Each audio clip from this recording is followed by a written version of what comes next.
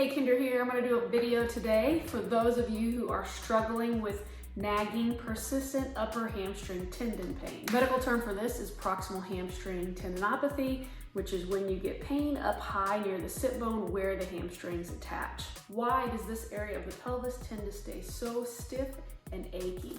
I'm going to try to tackle that question in this video. So 2 years ago, I had my own experience with proximal hamstring tendinopathy. I was able to get over my symptoms, my acute symptoms pretty quickly, but I did struggle for several months with some nagging stiffness and aching up high in the hamstrings the further I ran. So I didn't really have my symptoms when I started a run, but sometimes would end up with a little bit of symptoms towards the end of the run. So that led me to believe that there was an element of fatigue that was contributing somewhat to hamstring overload. So what were some things I tried to do to help get rid of those symptoms? Well, I really tried three main things. First of all, when I was out on a run, I still used isometrics to help manage symptoms. What I would do is I would take my leg, when I was out on a run, I would try to prop it up on something, put a little bit of stretch on my hamstrings, and I would work on some gentle contract, relax. I'd really try to focus on the letting go part of the contraction just to help that hamstring learn to relax a little bit better. I feel like that was super helpful for me when I was out mid-run with these symptoms.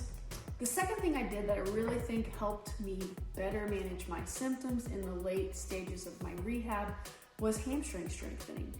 I got a lot more serious about my hamstring strengthening when I continued to have these persistent symptoms of stiffness on my runs. They got a little bit annoying, and I knew that if I wanted to transition to any kind of speed work or hill training, I knew I'd have to get a little bit more aggressive with my strengthening. So what I chose to do was twice a week, I'd go to the gym and I would use the hamstring curl machine at the end of my workouts. I'd really focus on the eccentric phase of the movement, or the lengthening phase. I tried to make that part of the movement where the leg extends back up after curling it down. Tried to make that at least 4 to 5 seconds. And I tried to go a weight that I was tired after at least 8 to 10 repetitions. I did that for 4 sets, and I really think, honestly, after even 3 to 4 weeks of doing that, I started noticing some significant improvements in the symptoms I was experiencing on my runs. The third and final key thing I tried to focus on during the later phases of rehab was my ability to control sagittal plane movement at my pelvis. This is often a factor that's overlooked in proximal hamstring tendon rehab, but in all honesty is probably one of the most important things that should be considered when you struggle with chronic symptoms in this area. The movement or pelvis position that's going to get you into trouble with proximal hamstring tendinopathy is an anterior or forward tilt of the pelvis. Anytime that pelvis is cranked forward into an anterior pelvic tilt, what that's going to do is that's going to take that proximal hamstring tendon that kind of winds right up here over this bony area, and it is going to put it on stretch, and it's going to compress the tendon over the bone. Tendons that are weaker and tendons that are a little bit grumpy, they don't like being compressed and forced to work hard. Let's talk tight muscles first. What are some of the common muscles that can pull the pelvis into this position when they get tight or overused? Some of the more common ones can include the hip flexors, lats, and paraspinal muscles of the lower back. One big clue that you may be tight in some of these areas is if when you go to touch your toes, your lower back stays mostly flat, as shown in this example. For specifically testing the hip flexors and lats, I've made some prior videos you can check out that I'll link in the description. If you test tight in any of these areas and you have persistent symptoms of hamstring tendinopathy, you'll want to focus on getting these areas of the body to relax and lengthen to promote a more optimal pelvis position for the hamstrings. Here are some of my go-to stretches for getting these muscle groups to let go and lengthen.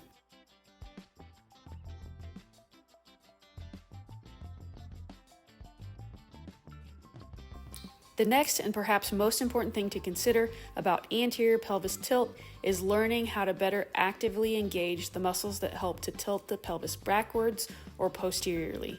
Two of your most important muscle groups for mastering this control are going to be your proximal hamstrings and your deep lower abdominal muscles. If there's one exercise that I've continued to do to this day, it's the 90-90 hamstring hip lift.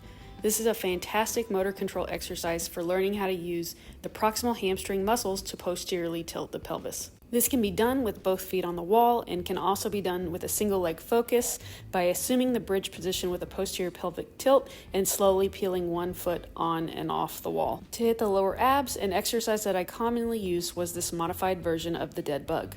The key to getting the most out of this one is to go slow and to really work on controlling that pelvis movement. Perhaps one of the most beneficial things that these exercises did for me was that they gave me the foundational motor control skills I needed for learning how to better control my pelvis position during other tasks. Two gym-based lifts that I really love doing now that I've learned to do them without back pain are the barbell back squat and RDL. I attribute this to an improved ability to maintain a more neutral pelvis during these lifts. My thoughts on this are that if you can learn to control your pelvis under load during challenging lifts like these, you should be able to do so when you're running, which potentially was one key reason why my symptoms with running went away when I started focusing on these things. If you're still struggling with chronic symptoms of proximal hamstring tendinopathy, my advice is that you work on these pelvis control exercises before any kind of workout that you do that includes running, walking, or lifting at the gym. If you find that you're tight in any of the muscles we discussed that work to pull the pelvis forward into an anterior tilt, you should focus on getting these areas to relax prior to doing your pelvis control exercises. The final area of focus has to be hamstring eccentric focused exercises done twice a week. So I still haven't answered the question of why this injury can be so tricky for so many people to get rid of. I made a prior video sharing my own personal experiences with the early phases of this injury. In that video, I talked about how I felt one of the key things to success with rehab for this injury is catching symptoms early. Reason number one that I think many people struggle with this injury is that they turn to the wrong types of things to treat their symptoms. I also think that a lot of people don't act quick enough when symptoms first start showing up. For a more detailed review on early interventions that can be done when symptoms of this injury first appear, please check out my original video on proximal hamstring tendinopathy that I have linked in the description. Reason number two, I think that this injury can become chronic for many people has to do with pelvis control. Many people have an anterior pelvis orientation, and people who have this, one, don't know that they have it, and two, they don't know how to come out of it. For some people, the key to this may mean really needing to focus in on down training and getting their hip flexors or back muscles to relax. For others, it may also be that they just don't know how to connect neuromuscularly to their upper hamstrings, which is perhaps the most powerful muscle you have for keeping an anteriorly oriented pelvis in check. One of the most common exercises I use to try to get people to really learn how to feel their upper hamstrings work is the 90-90 hamstring hip lift. For me personally, this exercise has been extremely helpful for learning to engage this muscle better. When I'm working with people on coaching this exercise, I find that a lot of people really struggle with learning how to engage those upper hamstrings during this movement. A lot of people will get those lower hamstrings down near the knees, but really it's up near the pelvis is what we're really interested in. That's the part of the hamstring that really controls that anterior tilt, and that's the part of the hamstring that a lot of people struggle with engaging during these exercises. Finally, reason number three that I think this is a difficult injury for so many to get over has to do with collagen changes that take place when tendon injuries turn into chronic problems. When irritated tendons get chronically compressed and overworked beyond their strength capacity, eventually their structure starts to change. Consider this diagram that I use to explain to my patients how this works in the body. This is a drawing I do almost any time I have a patient that comes to see me for a tendon injury. I'm going to explain it to you just like I do my patients. Every tendon in the body is made up of very dense parallel aligned collagens. This parallel aligned structure is ultimately what gives tendons their outstanding strength properties. They can withstand lots and lots of load because of how they're designed structurally. Now, the real issue with chronic tendon injuries is that this collagen can get disorganized the longer it stays grumpy over time. What this means is that the tendon loses some of its inherent strength capacity. The bad news about this is that these changes are permanent, The good news though is that it only tends to happen in small pockets within the tendon. The even better news is that you can reinforce these areas of weakness in the tendon with strength training. Strength training is a great option for working to lay down new collagen to strengthen your tendons. The thing to keep in mind with this, however, is that it takes time for collagen to build up. A typical tendon rehab plan will last at least 10 to 12 weeks simply because this rebuilding process isn't going to be a quick overnight fix.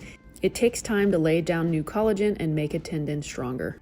This process can take time and patience. If you stay the course, however, with regular targeted strengthening and you follow appropriate pain management guidelines, I'm confident your patience will pay off. Am I confident that you're never going to have your symptoms ever again? I am not promising that, but what I am confident of is that eventually you will start seeing improvements functionally if you continue to follow and stick with the rehab guidelines discussed throughout this video.